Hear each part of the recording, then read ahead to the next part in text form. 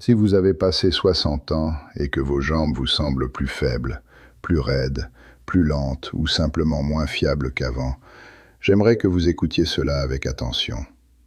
Parce que la plupart des gens mettent tout cela sur le compte de l'âge. Et parfois, oui, c'est en partie l'âge.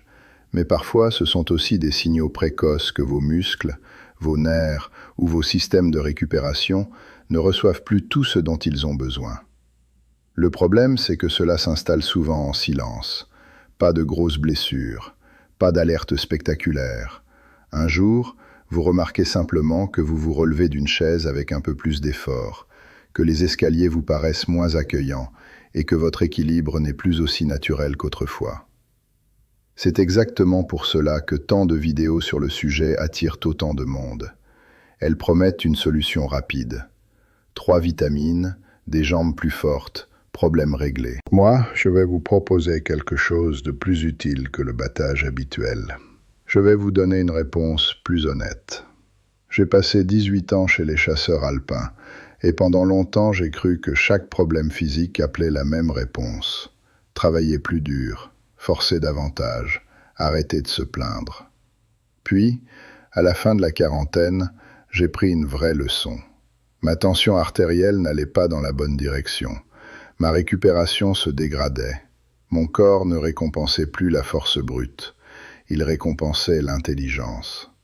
C'est cela qui a changé ma manière de voir la santé, en particulier pour les hommes de plus de 50 ans.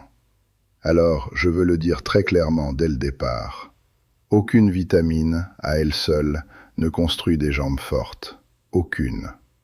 Si vous espérez avaler une gélule et vous relever demain comme à 30 ans, ce n'est pas ainsi que cela fonctionne. Des jambes plus solides dépendent de la masse musculaire, du bon fonctionnement nerveux, de la circulation, de l'équilibre, d'un apport suffisant en protéines et d'un vrai usage du corps.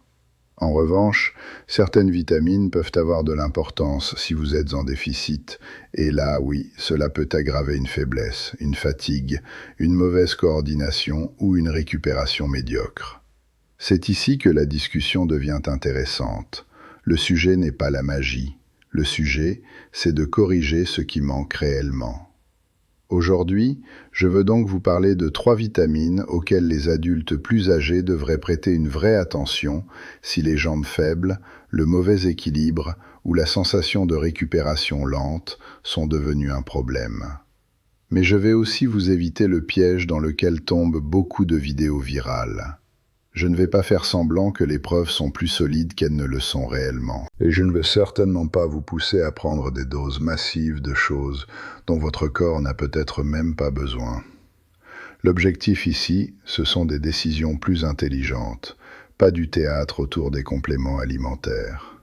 Commençons par la première, la vitamine D. C'est souvent la première vitamine que l'on cite lorsqu'on parle de muscles vieillissants, et ce n'est pas un hasard. La vitamine D n'est pas seulement liée aux os. Vos muscles en ont besoin eux aussi. Votre système nerveux aussi.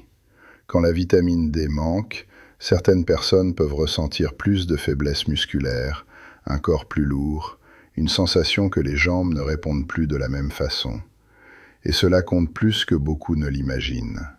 Parce que lorsqu'un homme me dit « Philippe, mes jambes ne sont plus ce qu'elles étaient », le problème n'est pas toujours uniquement l'âge ou l'inactivité. Il arrive aussi que le système tourne au ralenti parce qu'il manque de vitamine D. Mais je veux vous ralentir tout de suite. Cela ne signifie pas que tous les hommes de plus de 60 ans devraient se jeter sur de fortes doses de vitamine D en espérant retrouver des jambes puissantes rapidement. C'est exactement ce genre de raccourci qui fait perdre du temps et parfois crée d'autres problèmes. Les données sont bien plus convaincantes lorsqu'il s'agit de corriger une carence réelle que lorsqu'il s'agit de promettre une amélioration spectaculaire de la force des jambes chez tout le monde. En clair, si vous êtes en déficit, le corriger peut faire une vraie différence. Si votre taux est déjà normal, davantage n'est pas automatiquement synonyme de mieux.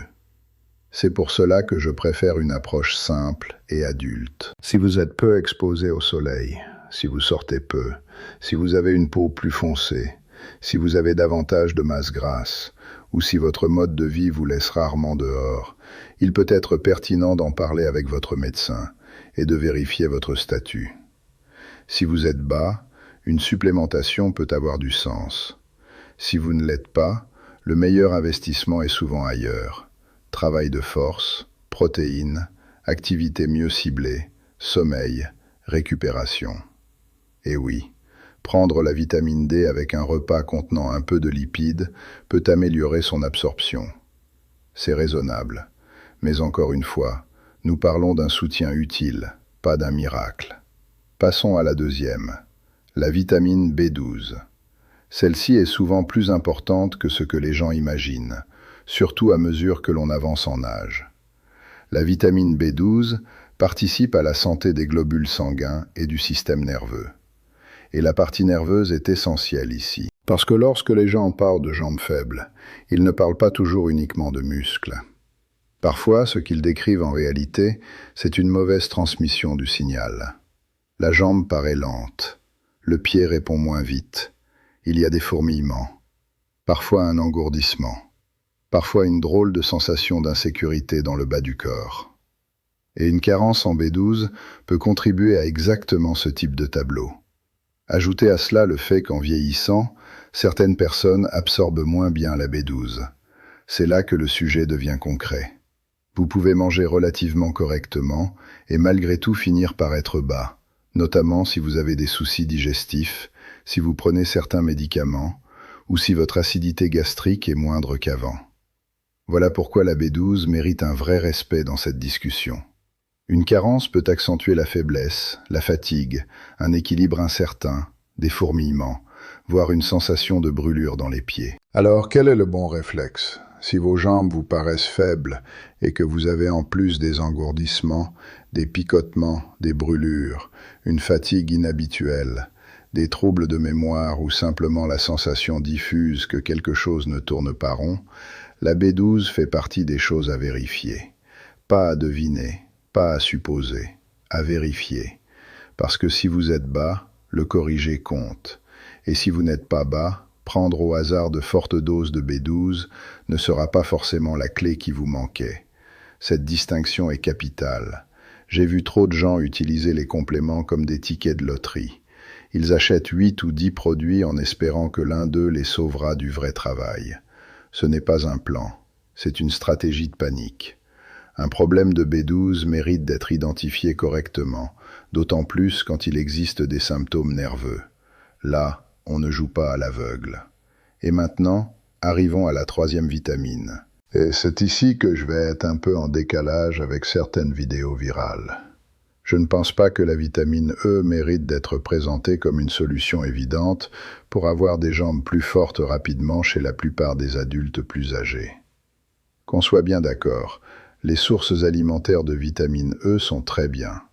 Les oléagineux, certaines huiles végétales, les graines, les légumes verts, très bien. Aucun problème. En revanche, dès que certains transforment la vitamine E en promesse de force musculaire et de circulation miraculeuse, on entre dans quelque chose de beaucoup moins solide. Et surtout, à doses élevées en supplémentation, la vitamine E peut augmenter le risque de saignement. Ce n'est pas un détail. Alors plutôt que de vous vendre la vitamine E comme une troisième réponse évidente, je préfère vous donner quelque chose de plus utile et de plus honnête. La vitamine C, mais dans le bon contexte. Non, la vitamine C n'est pas non plus une vitamine miracle pour des jambes fortes. Mais elle compte pour les tissus conjonctifs, la cicatrisation et l'absorption du fer.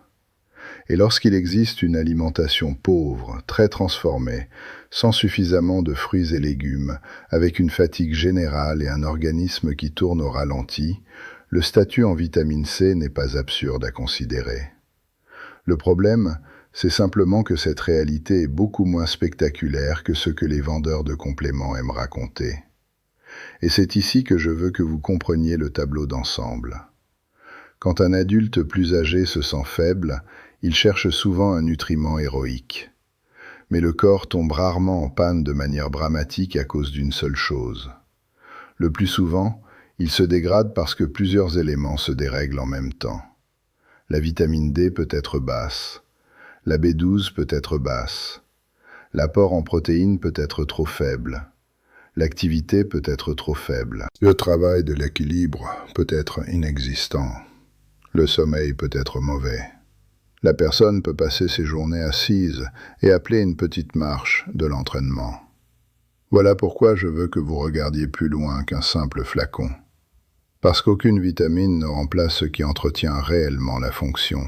Un corps qu'on utilise, des muscles qu'on sollicite, un système nerveux qu'on garde actif, une alimentation qui nourrit vraiment la récupération. Je vais vous le dire en termes simples. Si votre vitamine D est basse et que vous la corrigez, cela peut aider. Si votre B12 est basse et que vous la corrigez, cela peut aider. Si votre alimentation est mauvaise et que vous l'améliorez, cela peut aider. Mais si vous ne stimulez jamais vos jambes, si vous ne vous entraînez jamais à vous relever d'une chaise, si vous ne travaillez jamais votre équilibre, si vous ne donnez jamais assez de protéines à vos muscles, et si vous ne faites aucun travail de résistance, alors vous demandez à des vitamines de faire un travail pour lequel elles n'ont jamais été conçues. C'est là l'erreur. Le corps n'a pas seulement besoin de nutriments, il a besoin d'une raison de rester fort, et cette raison, c'est l'usage. Le muscle est un tissu coûteux. Le corps le conserve lorsqu'il comprend qu'il en a besoin. Si vous restez assis la majeure partie de la journée, que vous marchez un peu, et que vous ne faites jamais de renforcement, le message envoyé au corps est très clair. On peut réduire ici. Alors oui, parlons des vitamines, mais parlons-en comme des adultes. La vitamine D mérite une vraie attention, surtout si vous êtes carencé. La B12 mérite une vraie attention, surtout si vous avez de la fatigue, des engourdissements, des fourmillements ou des problèmes d'absorption. La vitamine C mérite du respect dans le cadre d'une alimentation correcte, surtout si vos habitudes sont médiocres. Mais le vrai moteur de jambes plus fortes reste le travail musculaire, le travail d'équilibre et un apport suffisant en protéines. C'est cela, la vérité. Et je veux aller un peu plus loin, parce que c'est souvent là que les conseils en ligne font du mal. Plus n'est pas toujours mieux. Des apports très élevés en vitamine D peuvent devenir problématiques. Les suppléments de vitamine E à forte dose peuvent augmenter le risque de saignement. Et les adultes plus âgés prennent plus souvent des médicaments. Cela signifie que les interactions comptent davantage, pas moins. C'est précisément pour cela qu'il faut arrêter de traiter les compléments comme des bonbons inoffensifs. Alors, quelle est l'approche intelligente? D'abord, posez-vous la bonne question. Vos symptômes ressemblent-ils vraiment à un problème de carence, ou bien vos jambes sont-elles surtout déconditionnées? Avez-vous seulement des jambes plus faibles, ou avez-vous aussi une fatigue inhabituelle, des fourmillements, des crampes, une perte d'appétit, très peu d'exposition au soleil, ou une alimentation très restreinte? Ensuite, faites contrôler ce qui mérite de l'être au lieu de jouer aux devinettes. C'est particulièrement vrai pour la vitamine D et la B12. Troisièmement, remettez de l'ordre dans les bases, des protéines à chaque repas, une forme de renforcement 2 à 3 fois par semaine, des levées de chaise, des montées sur la pointe des pieds, des montées de genoux sur place, des pompes contre un mur, et de la marche, oui, mais pas la marche seule. Quatrièmement, cessez d'attendre de la vitesse. L'expression « jambes plus fortes rapidement » attire les clics. Ce n'est pas ce qui donne les résultats. Les résultats viennent de signaux répétés, du mouvement répété, des protéines répétées, de la récupération répétée, de la correction répétée de vraies carences, pas de carences imaginaires. C'est ainsi que le corps change après 60 ans, pas de façon spectaculaire, de façon fiable. J'ai dû l'apprendre moi-même quand j'ai cessé de m'entraîner comme une version plus jeune et plus bête de moi-même, pour commencer à m'entraîner comme quelqu'un qui voulait encore un corps capable de répondre à 70 ans.